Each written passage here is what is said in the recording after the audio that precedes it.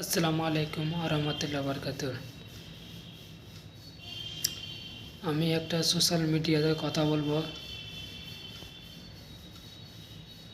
স্বামী স্ত্রীর মধ্যে যদি ঝগড়া লাগে, অবশ্যই স্ত্রী চুপচাপ থাকবেন। কেন?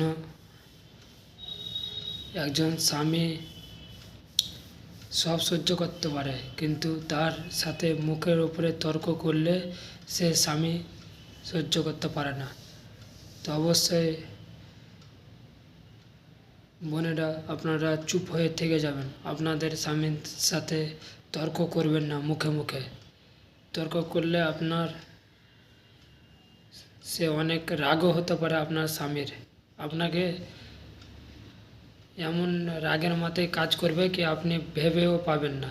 তো অবশ্যই স্বামী স্ত্রীর মধ্যে ঝগড়া লাগলে অবশ্যই আমি বোনেরাকে বলবো কি আপনারা চুপ থাকবেন, নাহলে বসে যাবেন, নাহলে সরে যাবেন স্বামীর কাছ থেকে। অবশ্যই ভিডিওটা কেমন লাগলো কমেন্টে জানাবে, আর বেশি করে শেয়ার করবে।